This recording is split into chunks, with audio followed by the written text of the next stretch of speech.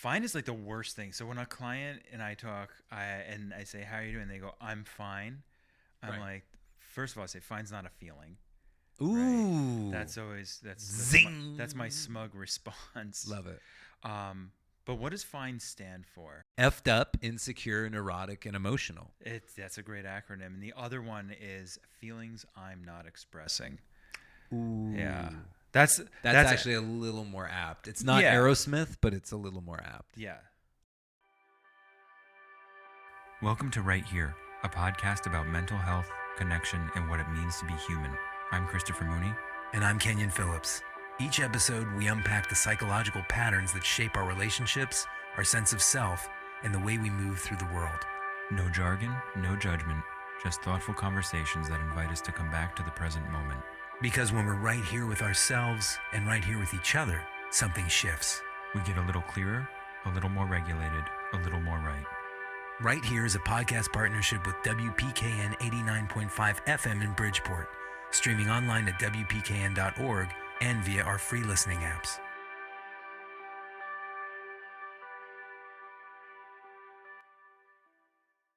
Kenyon, anybody ever ask you how you're doing? All the time. And how do you answer them when they ask you how you're doing? Or how are you? I'm fine. I'm fine. I don't do that. Fine is like the worst thing. So when a client and I talk, and I say, "How are you doing?" They go, "I'm fine." I'm like, first of all, I say, "Fine's not a feeling." Ooh. Right? That's always Zing. That's my smug response. Love it. But what does fine stand for? Effed up, insecure, neurotic, and emotional. That's a great acronym. And the other one is feelings I'm not expressing. Ooh. Yeah. That's actually a little more apt. It's not Aerosmith, but it's a little more apt. Yeah. Nice. That is I think that's actually at the end of the day what fine really means. Feelings I'm not expressing. Yeah. But I do appreciate a good effed up, insecure, neurotic, and emotional, which comes from the recovery world. I know that was that's always the saying in the rooms. In the rooms. The rooms. Yeah. 12-step programs. So we're going to talk today about what fine really means, what we're avoiding, and why we use it as an emotional defense. And we're going to get into really why maybe we should pick some other words instead of just telling people we're fine. I love that. And that we should maybe get a little bit more expressive. Yeah. We don't have to overshare. We don't have to tell somebody our life story when they ask how we're doing, but we can be a little bit more precise. Absolutely. Right? Yeah. I think this follows suit with everything we've been talking about, right? Like how to be a little more vulnerable, a little more aware, a little more open with other people, but also how we understand our boundaries in that too, so that we're not totally open and just like a raw nerve walking around. Like, right. We don't want to overshare certain things. You don't want to be that person where everyone's like, don't ask him how he's doing because he'll tell you his whole life story. Yeah. Do you have an hour and a half? Because right. I could just go off on a diatribe about go off. Yeah. Which is also exactly how we start our mornings now. It is. Yeah. And it helps. Okay, so fine is kind of like an emotional defense, you were saying? Fine is an emotional defense. Okay. It's kind of how we deny or numb, talking about feelings that could help us function around stress, grief, responsibility, or even caring for others. Overwhelm. Absolutely. Overwhelm is always, I think that one's a big one that people experience.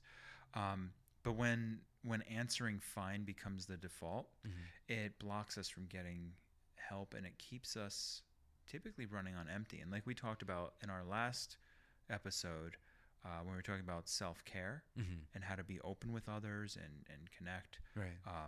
When we're answering fine, it actually shuts that door pretty quickly. Yeah.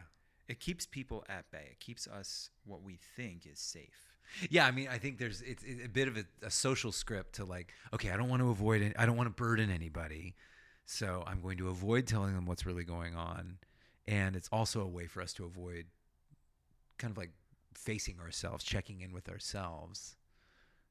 But as you're saying, the irony is it keeps us worse. I mean, like if we're not, as we've talked about in other episodes, if we are not connecting with other people through our vulnerability, then our mental health is just going to kind of take a nosedive. Right. So if we think of connection as kind of the most important element of being a human, then when we answer "I'm fine," we're blocking other people out, and we're also not connecting with ourselves.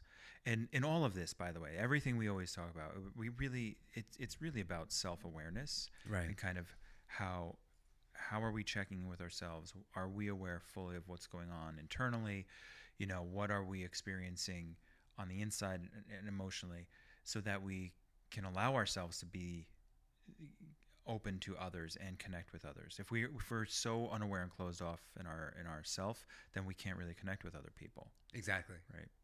So yeah, fine. I'm fine. Everything's fine. It's like that meme that I think you and I have referenced before, where the dog is sitting in amongst the flames in hell, and it's just like, everything's fine. This is fine. Exactly. Yeah.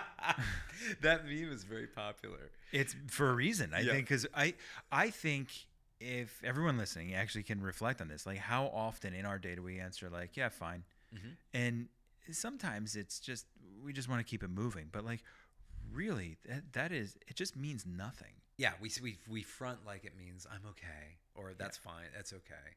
But it often really means there are feelings here that I'm just not expressing. And honestly, I'm not engaging with them inside either. Yeah. I'm just going to avoid. Why do we learn not to express or engage in our feelings?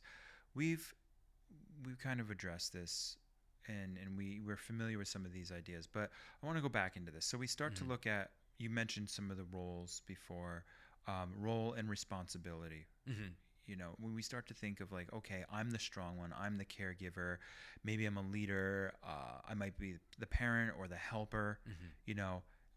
Anybody in those roles typically feels that they have to appear okay, right? Mostly at all costs. At the cost of our own stability, our own sense of self, our own sanity, right? Those are roles where we look at and we go, oh, there's a lot of burnout doing those things. There's a lot of feeling exhausted. There's a lot of not feeling seen. The caregivers, the leaders, the parents, the helpers. That's what I was going to say, especially the parents. There's this idea of like, I care for my children more than myself, and that's somehow noble, to take on that kind of like over responsibility. Yeah, the emotional martyrdom. Right. And then, so that over responsibility, perfectionism, I care for myself, it gets twisted into this feeling of failure, right? So if I'm vulnerable and I talk about this, if I share how hard being a parent is, then I'm a failure. If I need help, then I'm a failure.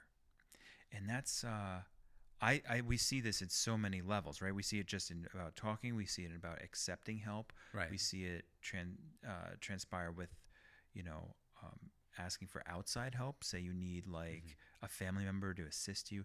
Any of these scenarios, we kind of twist it into this idea of like, man, I'm no good at what I'm doing. Right. And we don't want to invite judgment. We're all walking around worried about, oh God, if I admit that I need help here, I'm going to be written off as difficult or a failure. Right. What are you possibly going to think about me if I tell you that I'm not fine? Exactly. Yeah. Or it's only, okay, I'll say that I'm fine unless I'm in a space that's totally anonymous. Yeah. The other area that we see this is that around stigma and fear around mental health. Yeah. Many of us have learned that talking openly about anxiety, depression, grief, you mentioned overwhelm before, that it leads to minimization and judgment, right? And you kind of were talking about this. Oh, this is going to be this idea of,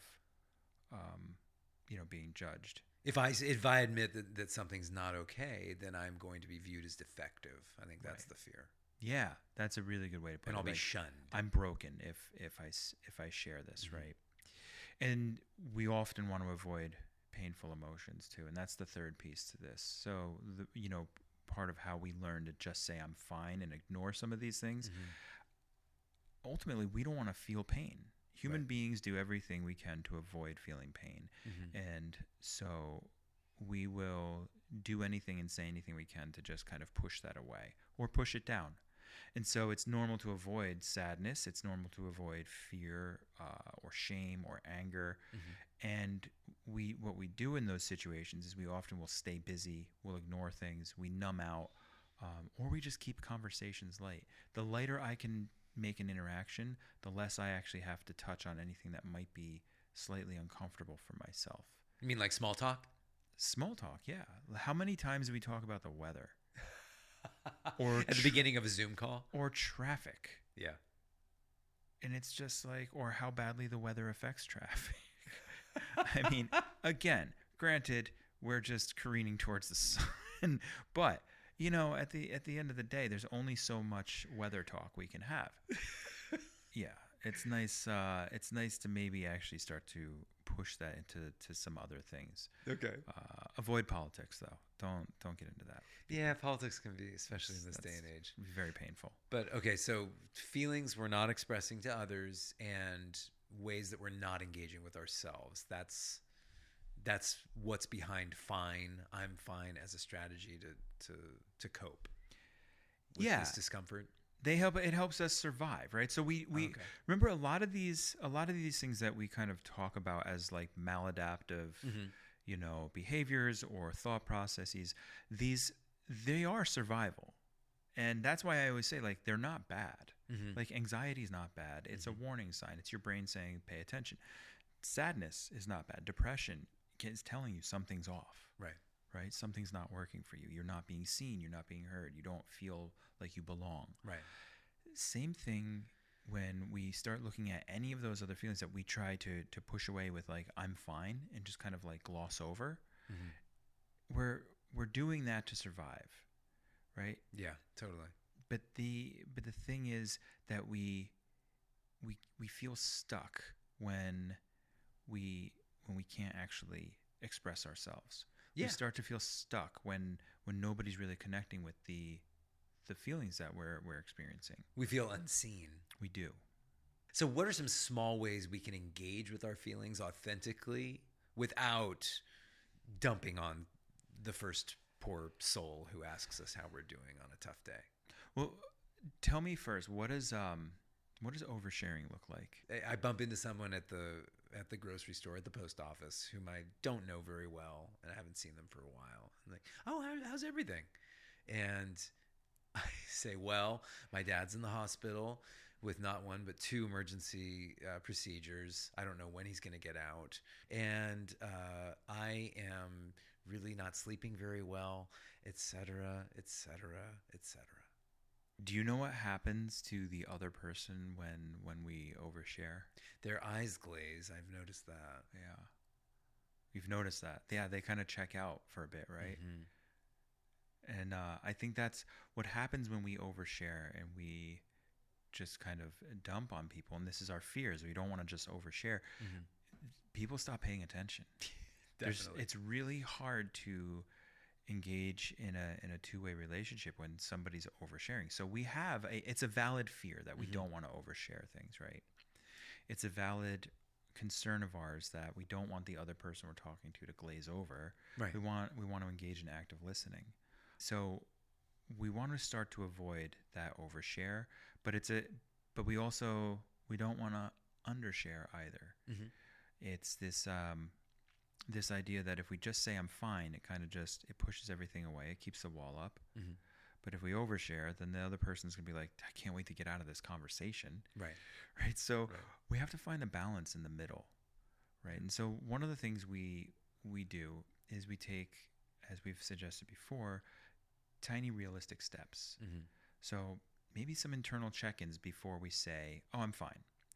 You know, we might say, if I'm not fine, what one word is closer to what I might be feeling?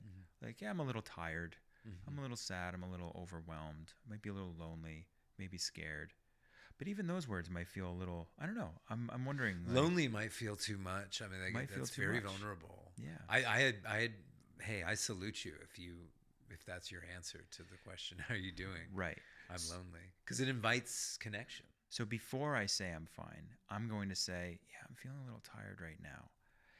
That's going to help me start to set a foundation for how I might engage in this conversation moving forward. And you're acknowledging it to yourself. I'm acknowledging it to myself. You're being real with you. Yeah. Okay. So I think one of the things we miss often, Kenyon, is the ability to be real with ourselves first, because everything is so automatic and we're just trying to move through too quickly. How often do you have a conversation with somebody and they're like, okay, what do I need to do? How do I do this? Everybody wants answers and they want the steps. They want 5 steps how to get something done. Right. And the first response that we have is often take a moment, set an intention, and then move through your day or that scenario with intention. Oh, hell yeah. That's really important. It is. I love that. Yeah. Why is setting intention so important? Setting intention is important because that makes us thoughtful. If I am just reacting to being overwhelmed, there's no intentionality behind it, and I'm going to kind of flounder. If I have an intention, I can pause, I can remember what I want to accomplish, have a goal in mind, and act accordingly. Exactly. There's an inherent mindfulness to it, right? There's reflection. There's reflection. God, that's what a great word. Mindfulness gets overused, I think, and it's such a wonderful word, but I think I like the word reflection. Reflection is great. Yeah. And intentionality, all my clients know, I always return to it. What's the intention here? What's the intention here? And, intention is exactly that. I think it's when we think about what the word intention means, it's what motivates us. What is our goal? Where do we want to go? And how does that align with our values? How do I want to walk through whatever scenario I'm facing? Right. And how do I want to experience this? And how would I like others to experience me in that? Precisely. Okay. So the first step is reflect on what you're feeling really before. Just take a moment, reflect, okay, what am I feeling before I answer fine? And the second step is give a fine plus the response. So you might say something. So say I reflect and I say, oh man, I'm a little tired right now, or maybe I'm a little lonely. But if I answer that, it might be a little much. As you said, like if you just drop dude, I'm kind of lonely right now. That might be a little like, do I want to open this door with this person? Right. So you can give an alternative that reveals a little more without turning it into like a therapy session in the middle of the street or at a Starbucks, because we've all been there. Definitely. So it's hey, I'm mostly okay, but I've been a little exhausted lately, or I'm hanging in there, but life's been a lot lately. I'm not great, but you know what? I don't want to get into that. There is some good stuff going on. Oh, I like that. I like the balance it too. I just did that yesterday. Because I was dealing with a lot of challenges, but at the same time, if I'm being completely honest, there's some really good stuff happening too, and I just kind of like threw that in there. There's typically always good stuff going on. I would say every day. It's like we talked about in other sessions. We in other episodes, we don't necessarily have good or bad days. We have good or bad moments in every day. We have days which have good or bad moments throughout that day, right? Yeah, and allow it. I think that's the other thing. Like when we've stepped back, we give ourselves a moment to see that. Hey, right now, you know what? The next 3 hours might absolutely suck, or the last 3 hours sucked, or maybe the last 3 and the next 3 are gonna suck. But you know what? There's some other stuff going on. Still have a roof, or I still have a job, or I still have some people in my life that can hear me, or maybe it's even hard to see some of those things, but typically we can find something to grab onto. So I like that, offering the balance. I'm not great, but I do have some other good things going on right now as well. So when we look at like those small little honest adjustments, it even just balancing it with I'm okay, and it allows us to reduce the pressure of pretending. We don't have to keep up the veil anymore. I love that. Yeah. And it's, everyone wants to be authentic, right? Sure. And that can be an eye roll. But at the same time, it does feel much better to give an authentic response than to just lie. That is the core of a lot of existential psychology, right? This idea of if our insides don't match our outsides, we experience mental health issues. Yeah. Right. When something on the inside doesn't match the outside, we have anxiety, we have depression, we have, sadness, we have dysphoria, we have all these psychological phenomena, as they say. We really keep it jargony. But we're anti-jargon. Yeah, I know. No, you explained yourself. So the ultimate goal here is to be authentic, right? As you said, and to be genuine, to have our insides match our outsides. Now, again, with balance and an understanding and boundaries of what the world is accepting of us at that moment and what we can handle also. Totally. It also, by just being a little authentic even, we give the person we're speaking to a chance to respond authentically. Absolutely. To check in with us. Yeah. Again, that I talk about it a lot. We talk about it a lot, that like how vulnerability is the bridge to connection. So if we can just be a little vulnerable. Yeah, we're not turning the dials to 11 here, right? No. But hey, if we can facilitate connection, if we can cultivate connection in little ways throughout the day, our days are going to be probably a lot better. Thanks for listening to Right Here, a podcast partnership with WPKN 89.5 FM in Bridgeport, streaming online at WPKN.org and via our free listening apps. If today's conversation resonated with you, we encourage you to follow, review, and share Right Here with anyone you think would appreciate it. We'll be back soon with another conversation designed to bring a little more light to the human condition. I'm Christopher Mooney. And I'm Kenyon Phillips. Until next time, take care of yourselves and each other. Right Here is for educational and informational purposes only and is not a substitute for therapy, diagnosis, or treatment. If you're experiencing a mental health crisis, please contact a local emergency service or your trusted mental health professional.